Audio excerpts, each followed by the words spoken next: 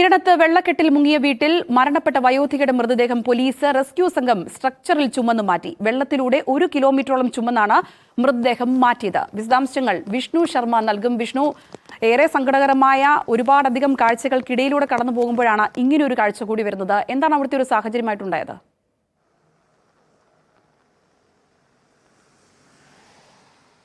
സംഗീത, upper കുട്ടനാടിന്റെ വെള്ളക്കെട്ട് എത്രത്തോളം ദുരിതം ജനങ്ങൾക്ക് വിതച്ചു എന്നതിന്റെ നേർസാക്ഷ്യം തന്നെയാണ് ഇന്നിപ്പോൾ നമ്മൾ രാവിലെ കണ്ടത്. നിരണം ഗ്രാമപഞ്ചായത്തിലെ 7-ാം വാർഡ്. നമുക്കറിയാം, കഴിഞ്ഞ ദിവസങ്ങളായി അപ്പർ കുട്ടനാട് മേഖലയിൽ പൂർണ്ണമായി വെള്ളക്കെട്ട് അനുഭവിക്കുകയാണ്. നിരണത്തൊക്കെ വലിയ രീതിയിലുള്ള വെള്ളക്കെട്ട് ഓരോ ദിവസവും വീടുകളിലേക്ക് ജലം ഇരച്ചു കയറുന്ന സാഹചര്യമാണ് ഉണ്ടായത്. ഈ വീട്ടിലേക്ക് വെള്ളം കയറിയിട്ടില്ല, പക്ഷേ വീട്ടിലേക്ക് എത്തപ്പെടേണ്ട എല്ലാ വഴികളിലും ചുറ്റപ്പെട്ട് വെള്ളമാണ്. അങ്ങനെ അവിടെ നിന്ന് ഈ വയോധിക 94 വയസ്സുണ്ട് മരിച്ച ഈ അമ്മയുടെ അമ്മ കഴിഞ്ഞ 4 വർഷമായി കിടപ്പ് രോഗിയാണ്. വെള്ളം കയറിയപ്പോൾ തന്നെ വീട്ടുകാർ എവിടേക്ക് മാറ്റുമെന്ന് ചിന്തിച്ച് ആശങ്കപ്പെട്ടിരിക്കുന്ന ഒരു സാഹചര്യം ഉണ്ടായിരുന്നു.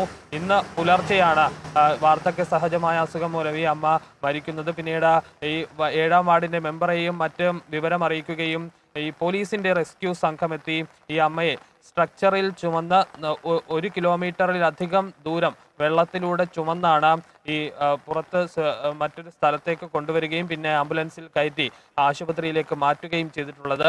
എന്തായാലും ഇത്രത്തോളം ദുരിതം ഈ അപ്പർ കുട്ടനാട് മേഖലയിലുള്ള ആളുകൾ അനുഭവിക്കുന്നുണ്ട് എന്നതിന്റെ നേർസാക്ഷ്യം കൂടിയാണിത്. ഇത്തരത്തിൽ പല ഇടങ്ങളിലും കിടപ്പ് രോഗികളായുള്ളവരുണ്ട്, അസുഖം ബാധിച്ചവരുണ്ട്, അല്ലെങ്കിൽ കുട്ടികളുണ്ട്. അങ്ങനെയുള്ളവർ ദുരിതം ഇങ്ങനെ തന്നെ അനുഭവിക്കുകയാണ്. വീടുകളിലേക്ക് വെള്ളം എത്തിയില്ല, അതിനാൽ ക്യാമ്പുകളിലേക്കും മറ്റും പോകാൻ കഴിയാതെ അല്ലെങ്കിൽ പോകാതെ ഇങ്ങനെ വീടുകളിൽ തുടരുന്ന ആളുകളുണ്ട്.